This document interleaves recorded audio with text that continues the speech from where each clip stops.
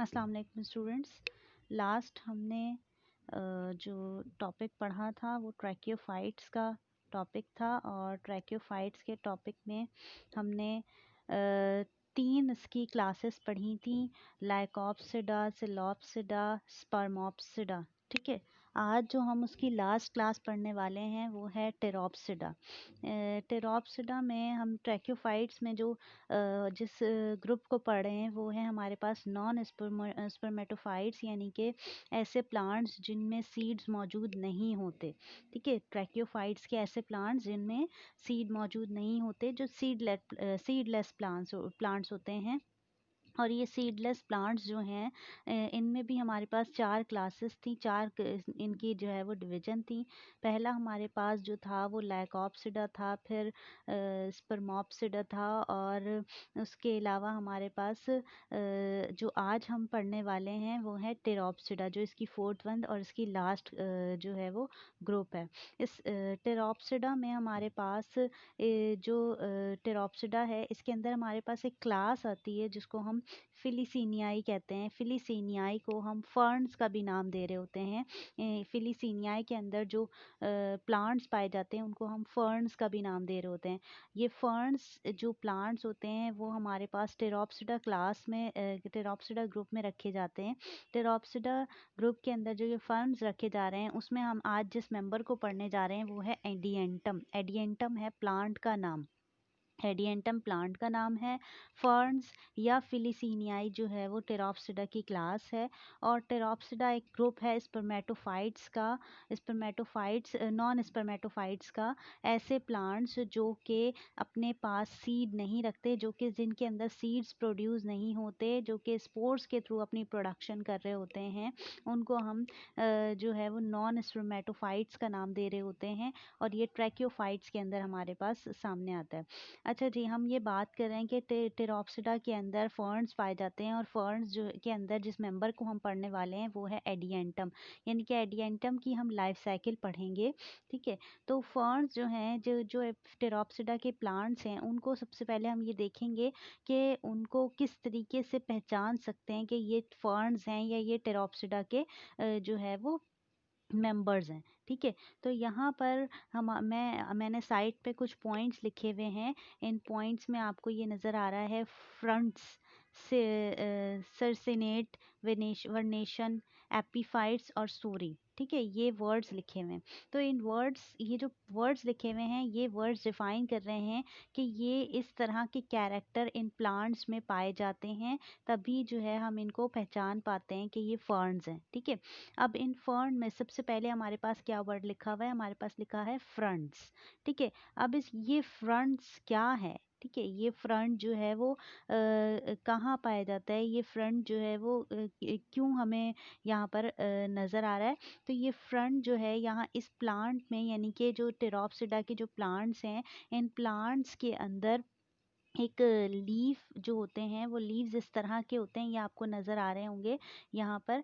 एक जो है वो हॉरिजॉन्टल स्टेम नज़र आ रही है, राइजोम। मैंने लास्ट उसमें भी बताया था कि राइजोम जो ट्रैकियोफाइट्स के जो हमारे पास नॉन स्पर्मेटोफाइट्स हैं उनके अंदर एक क्लियर स्टेम नहीं होती है। उन स्टेम, जो स्टेम इसमें पाई जाती है उसको हम राइजोम का नाम दे रहे होते हैं। तो इसमें राइजोम है, और नीचे कुछ हेयर नुमा स्ट्रक्चर्स हैं जो कि इसको अटैच होने में, जो कि इसको पकड़ने में, जकड़ने में हेल्प कर रहे होते हैं। अब इसके ऊपर कुछ लीफ नुमा स्ट्रक्चर्स नज़र आ रहे हैं। ये जो एक लीफ नुमा स्ट्रक्चर्स नज़र आ रहे हैं, बहुत सारे छोटे छोटे छोटे छोटे एक ही के ऊपर अटैच हुए हैं। तो ये छोटे छोटे छोटे छोटे सारे कंप्लीट मिलकर एक कंप्लीट लीफ बनाते हैं। ये कंप्लीट जो लीफ बन रहा है, ये पूरा एक कंप्लीट जो लीफ बन रहा है, इसको हम यहाँ पर नाम दे रहे होते हैं फ्रंट का। ठीक है, फ्रंट्स का। तो ये फ्रंट है किसके?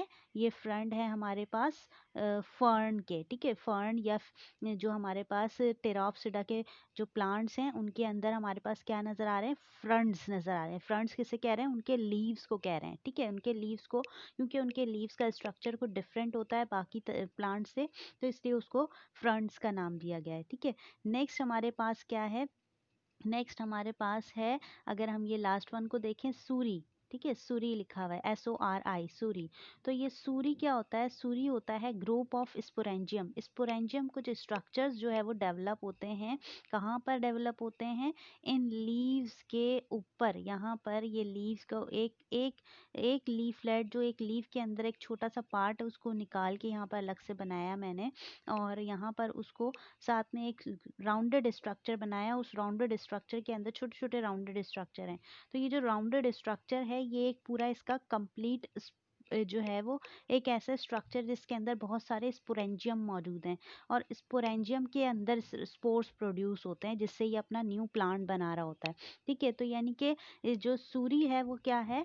वो है ग्रुप ऑफ स्पोरेंजियम, एक ग्रुप ऑफ स्पोरेंजियम जो डेवलप हो रहे हैं इन लीव्स के ऊपर। उन ग्रुप ऑफ स्पोरेंजियम को हम सूरी का नाम दे रहे होते हैं। ये सॉरी नहीं है, ये सूरी है। ठीक है, इसलिए इसको जो है वो थोड़ा डिफरेंट जो है वो यहाँ पर मैंने आपको लिख के भी दिखाया कि ये सॉरी नहीं है, ये सूरी है। तो एक और स्ट्रक्चर क्या है इसके अंदर हमें नजर आया? सूरी। तो ये जो सूरी है वो कहाँ पाया जाता है? ये टेरोप्सिडा के मेंबर में पाया जाता है। ग्रुप ऑफ स्पोरेंजियम, स्पोरेंजियम के बहुत सारे स्पोरेंजियम एक जगह कलेक्टिवली एक लेयर के साथ अटैच हुए हुए होते हैं। उस गोल स्ट्रक्चर को सूरी का नाम दिया जाता है।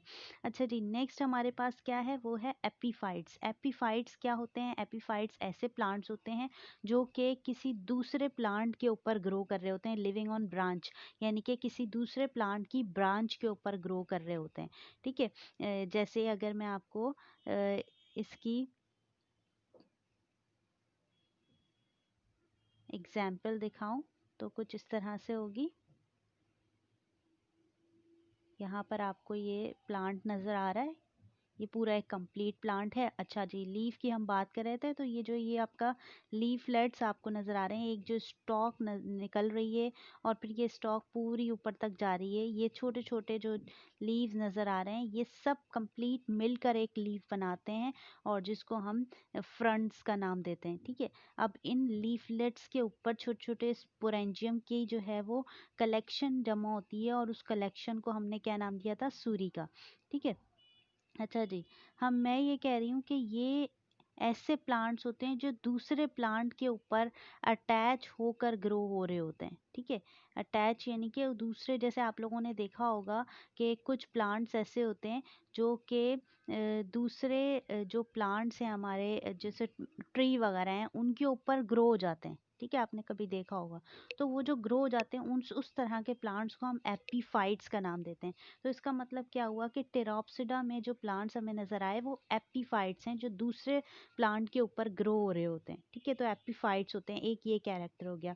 लास्ट में हमारे पास इसके जो एक और कैरेक्टर है जिसकी वजह से इसको हम डिफ्रेंशिएट करते हैं दूसरे प्लांट से, वो है सिरसिनेट वर्नेशन। सिरसिनेट वर्नेशन क्या होता है? ये तो आपको एक कंप्लीट लीफ नज़र आ रहा है। ठीक है, ये दूसरा कंप्लीट लीफ नज़र आ रहा है। ये आपको साइड में कुछ फोल्डेड स्ट्रक्चर लीफ का नज़र आ रहा है। तो ये कौन सा लीफ है? ये एक ऐसा लीफ है जो कि इमेच्योर लीफ है, अभी मेच्योर नहीं हुआ। जब ये मेच्योर होगा तो ये खुलता जाएगा, और ये जो बराबर में लीव्स हैं इसकी तरह हो जाएगा। तो जब ये इमेच्योर होता है, ये फोल्डेड होता है, जैसे मुट्ठी बंद होती है उस तरह से ये बंद होता है। तो इस तरह का जो स्ट्रक्चर होता है, इसको हम नाम देते हैं सर्सिनेट वर्नेशन, यानी कि ये अपने मेच्योरिटी से पहले सर्सिनेट वर्नेशन वर्नेशन का जो है वो स्ट्रक्चर शो कर रहा होता है। ठीक है, तो ये इसकी कुछ हमें डिफरेंट टाइप्स नज़र आई, डिफरेंट इसकी कैरेक्टर्स नज़र आए, जिसकी बेसिस पर हम इसको डिफ्रेंशिएट कर सकते हैं, जिसको हम पहचान सकते हैं कि ये फर्न का प्लांट है। अब हम क्या, फर्न का अपने प्लांट समझ लिया, इसका स्ट्रक्चर समझ लिया। अब हम ये देखेंगे कि ये जो प्लांट है, ये जो स्ट्रक्चर है, ये इसकी लाइफ साइकिल कैसी है। तो इसकी लाइफ साइकिल को पढ़ने के लिए हम जो है वो इसकी, मैंने यहाँ पर ड्रॉ की है इसकी लाइफ साइकिल, वो मैं आपको दिखाती हूँ। अच्छा जी, सबसे पहले तो इस ट्रैकियोफाइट्स में हमारे पास जो एडियंटम की हम लाइफ साइकिल पढ़ने जा रहे हैं, ये कंप्लीट प्लांट है। ठीक है, और ये कंप्लीट प्लांट क्या है? ये स्पोरोफाइट है, यानी कि ये डिप्लॉयड स्ट्रक्चर है, 2n नंबर स्ट्रक्चर है। स्पोरोफाइट इसके पास बॉडी है। अभी हमने पढ़ा था कि स्पोरेंजियम इसमें प्रोड्यूस होते हैं, स्पोरेंजियम के अंदर स्पोर्स प्रोड्यूस होते हैं, और वो स्पोर्स जो है वो आगे डेवलप करते हैं न्यू बॉडी को। अच्छा जी, इन स्पोरेंजियम्स में कौन सा प्रोसेस होगा? इनमें मियोसिस का प्रोसेस होगा, और ये स्पोर्स जो है वो क्या होंगे? डेवलप हो जाएंगे, जो स्पोर्स जो है वो मेच्योर होकर स्पोरेंजियम से बाहर निकलेंगे। और ये मियोसिस के प्रोसेस के नतीजे में क्या होगा, ये डिप्लॉइड से हैप्लॉइड के स्पोर्स बन जाएंगे। यानी कि अभी यहाँ पर स्पोरेंजियम कौन सा स्ट्रक्चर था, स्पोरोफाइट कौन सा स्ट्रक्चर था, ये डिप्लॉइड था। जब इसके स्पोर्स मेच्योर होकर निकलेंगे तो वो कौन से होंगे, वो हैप्लॉइड स्ट्रक्चर होंगे। क्यों? क्योंकि ये मियोसिस के प्रोसेस के नतीजे में आगे डिवाइड हो रहे हैं और आगे बढ़ रहे हैं। तो जब ये स्पोर्स यहाँ से जो है वो हैप्लॉइड स्पोर्स रिलीज होंगे, जो कि मोनोइशियस होंगे, रिलीज होके एक नया जो है वो स्ट्रक्चर बनाएंगे, एक नया पूरी एक कंप्लीट बॉडी बनाएंगे, जिसको हम प्रोथैलस भी कहते हैं। और जब ये प्रोथैलस मेच्योर हो जाएगा तो हम इसको गैमिटोफाइट बॉडी का नाम देंगे। एक एक बड़ा सा स्ट्रक्चर बनाएंगे जिसको हम प्रोथैलस का नाम देते हैं, यानी कि एक थैलॉइड स्ट्रक्चर बनाएंगे। और इसमें क्या होगा, जब ये मेच्योर होगा तो ये गैमिटोफाइट बॉडी बनाएगा। इसके अंदर गैमीट्स प्रोड्यूस होंगे, और ये गैमीट्स दो तरह के प्रोड्यूस होंगे, एक होगा एंथ्रीडिया और दूसरा होगा आर्चिगोनिया। आर्चिगोनियम और एंथ्रीडियम। एंथ्रीडियम जो होगा उसके अंदर जो जो जो सेल्स प्रोड्यूस होंगे उसको हम एंथ्रीडिया का नाम देंगे। वो एंथ्रीडिया बेसिकली स्पर्म होंगे। और जो आर्चिगोनियम होगा उसके अंदर आर्चिगोनिया प्रोड्यूस होंगे, वो बेसिकली एग्स होंगे। स्पर्म जो है वहीं से मूव करके एग की तरफ जो है वो जाएंगे। और ये देखिए मैंने एरो बनाया है, ये फ्यूज़ हो जाएंगे। और फ्यूज़ होने के बाद जो है वो एक जायगोट फॉर्म करेंगे, जो कि डिप्लॉइड स्ट्रक्चर होगा। यहाँ तक क्या था, ये हैप्लॉइड स्ट्रक्चर था। इन दोनों में हैप्लॉइड्स बने, यानी कि स्पर्म भी हैप्लॉइड थे, एग भी हैप्लॉइड थे। जब ये दोनों फ्यूज़ हुए तो फ्यूज़ होने के नतीजे में क्या कौन सा स्ट्रक्चर बना, जायगोट बना, डिप्लॉइड स्ट्रक्चर बना। और फिर ये डिप्लॉइड स्ट्रक्चर में माइटोसिस का प्रोसेस होगा। माइटोसिस के प्रोसेस में जो डिवीजन होती है, सेल डिवीजन होती है, वो सेम होती है। यानी कि जितने क्रोमोसोम नंबर पेरेंट्स में हैं उतने ही क्रोमोसोम नंबर जो होते हैं वो उसके बनने वाली जनरेशन में होते हैं। तो अब ये जायगोट जो है वो यहाँ पर क्या है, 2n है। अब इस जायगोट में माइटोसिस का प्रोसेस होगा और ग्रोथ होगी। और ग्रोथ होकर क्या होगा कि ये अपने अंदर चेंजेस लाएगा, और चेंजेस लाकर एक एक कंप्लीट जो है वो स्पोरोफाइट बॉडी को फॉर्म कर लेगा। ठीक है, तो ये इसकी लाइफ साइकिल है। इसकी लाइफ साइकिल को अगर मैं बुक में दिखाऊं तो बुक में कुछ इस तरह से आपको नज़र आ रही है। ये एक मेच्योर स्पोरोफाइट है। इस स्पोरोफाइट की ये लीफ को यहाँ पर ये देखिए, ये जो लीफलेट है इसके ऊपर ये स्पोरेंजियम या फूले हुए स्ट्रक्चर्स यहाँ पर लीव्स के ऊपर नज़र आ रहे हैं। ये स्पोरेंजियम जो है ये रहा। इसको यहाँ पर और जूम करके दिखाया, पहले लीफ को जूम किया, ये देखिए। और फिर लीफ को जूम करने के बाद उस लीफ के ऊपर जो स्पोरेंजियम है उसको जूम जब किया तो ये देखिए एक स्पोरेंजियम है। और इस स्पोरेंजियम के अंदर बहुत सारे स्पोर्स ये देखिए निकल रहे हैं। ये स्पोर्स प्रोड्यूस हुए। देन इन स्पोर्स के अंदर जर्मिनेशन हुई, एक यंग गैमिटोफाइट बना। एक यंग गैमिटोफाइट जो यहाँ पर फॉर्म हुआ उसको हमने क्या नाम दिया था, प्रोथैलस का नाम दिया था।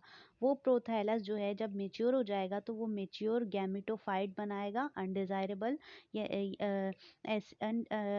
ऐसे स्ट्रक्चर बनाएगा जिसके अंदर एंथ्रीडियम और आर्चिगोनियम फॉर्म होंगे। और यही एंथ्रीडियम और आर्चिगोनियम जो है क्या होंगे, इसके अंदर स्पर्म्स और एग प्रोड्यूस होके और ये दोनों फ्यूज़ होंगे। और फ्यूज़ होने के बाद ये जायगोट बनाएंगे जो कि डिप्लॉयड स्ट्रक्चर होगा। और फिर माइटोसिस के नतीजे में एक न्यू स्पोरोफाइट बॉडी प्रोड्यूस हो जाएगी, जिसके अंदर गैमिटोफाइट जो बॉडी थी वो भी मौजूद होगी नीचे की साइड पर। ठीक है, तो ये कंप्लीट इसकी लाइफ साइकिल है किसकी, फर्न की, जो कि हमने एडियंटम की हमने लाइफ साइकिल पढ़ी इनकी स्पीशी की। ठीक है, अच्छा जी, यहाँ पर ये मैं आपको गैमिटोफाइड स्ट्रक्चर दिखा देती हूँ जो मैंने यहाँ पर बनाया था। ये वाला स्ट्रक्चर जो है ये गैमिटोफाइड स्ट्रक्चर जिसमें एंथ्रीडियम और आर्चिगोनियम प्रोड्यूस हुआ है, ये रहा। ये बुक का मैं आपको दिखा दूँ, ये कुछ इस तरह का होता है। इसमें राइजोइड्स मौजूद होते हैं, इसमें आर्चिगोनिया ये फॉर्म हुआ है। और ये आर्चिगोनियम यहाँ है, एंथ्रीडियम नीचे साइड पर है।